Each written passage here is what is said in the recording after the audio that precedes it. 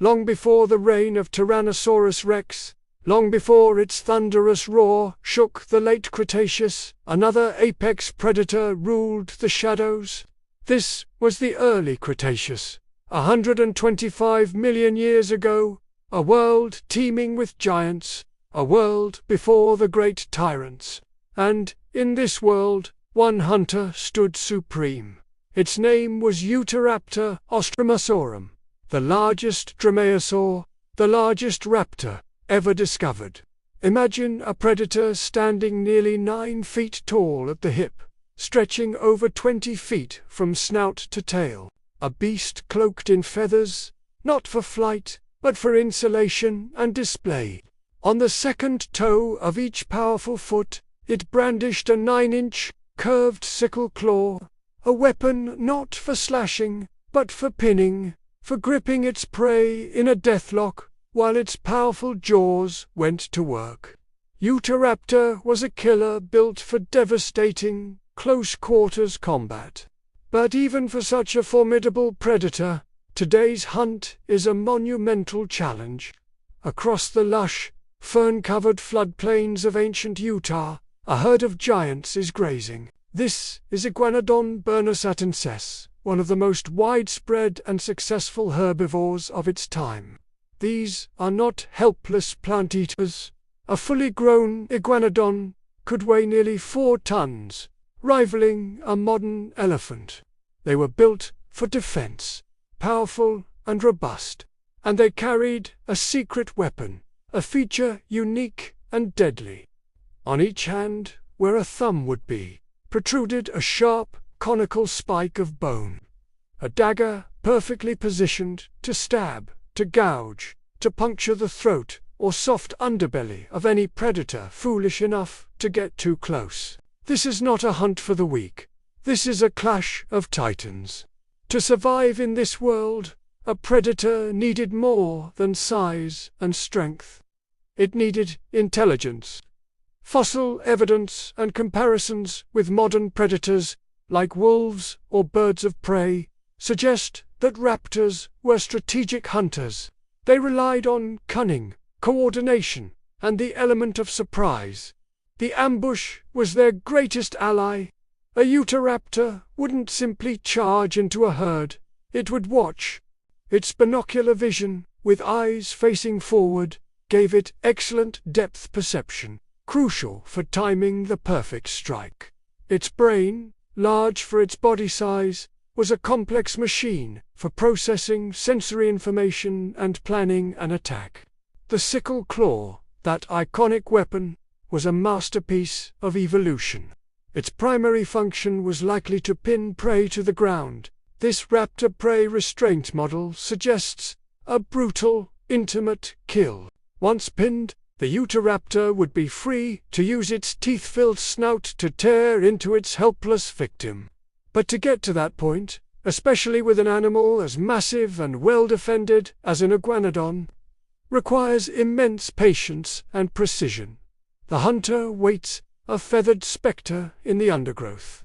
The massive adults, weighing as much as a truck, move with a deliberate, heavy grace. They walk primarily on all fours, their broad, three-toed feet leaving deep impressions in the soft earth as they browse on low-lying vegetation, but they are not bound to the ground. When startled or threatened, they can rise onto their powerful hind legs. This ability to switch posture is key to their defense. More importantly, it frees their hands, bringing their deadly thumb spikes into play. An Iguanodon herd is a fortress of muscle and bone. A predator that miscalculates, that attacks with brute force alone. The safety of the herd is their strength, a living wall against the dangers of the Cretaceous. Every muscle in its 20-foot frame is coiled, a spring of potential energy. Its eyes, sharp and focused, are locked onto the herd. It ignores the massive bulls, the watchful mothers. A direct confrontation would be suicide. It waits for a mistake, for a moment of distraction. The herd moves on, and as they do, one individual, a younger, less experienced Iguanodon drifts slightly away from the main group. It's preoccupied with a particularly tasty patch of ferns, momentarily forgetting the ever-present danger. This is the opening the raptor has been waiting for. It is a blur of feathers, teeth, and claws, covering the distance in a few massive strides. It doesn't roar. It moves with a silent, deadly purpose. It leaps, launching its 400-pound body through the air, slamming with incredible force into the flank of the unsuspecting Iguanodon. The impact is staggering. As it hits, the raptor brings its powerful leg forward. The peaceful grazing scene explodes into sheer chaos. They stampede, turning in a panic, their heavy bodies crashing through the undergrowth. But the target of the attack is fighting for its life. It doesn't just fall. As it rises, the Iguanodon swings its powerful arms forward in a defensive arc.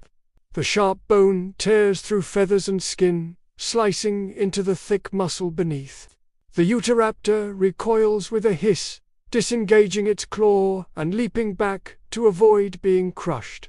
But it doesn't retreat. The scent of blood is in the air. Its own blood drips into the mud, but so does the blood of its prey. The hunt is not over. It circles the wounded Iguanodon, which now stands its ground, bellowing a challenge. The duel has just begun. Wounded but not defeated, the Utahraptor's predatory instincts take over. It needs to end this quickly before the rest of the herd can regroup and intervene. This time, it aims for the throat. It lunges again, a feathered missile of death. As the raptor closes in, the herbivore doesn't wait to be hit. It's a crushing, desperate body blow. In that same motion, the Iguanodon brings its arm down like a hammer, driving the thumb spike downward like a dagger aimed straight for the predator's chest. With a desperate scramble, the Utahraptor twists away, the spike missing its heart by inches. The hunter has failed twice. It looks up and sees the rest of the herd turning, thundering back to defend their own. The odds have turned. The hunt is over. The forest grows quiet again. The Utahraptor, wounded and hungry, disappears into the trees to lick its wounds and wait for an easier meal. Its shoulder throbs, a painful reminder of its failure. The Iguanodon herd slowly. The injured youngster is nudged and comforted by the larger adults. Its own wounds, a testament to its survival. Both sides live to see another day. This encounter teaches us a vital lesson about the prehistoric world. Victory wasn't always about the kill. Survival wasn't always about escaping unharmed. In the brutal, unforgiving landscape of the early Cretaceous, sometimes the greatest victory was simply knowing when to walk away. For the Utahraptor, it was recognizing a failed hunt and preserving its strength. In this ancient world, life and death were a constant dance, and today, both dances survived. Thanks for watching.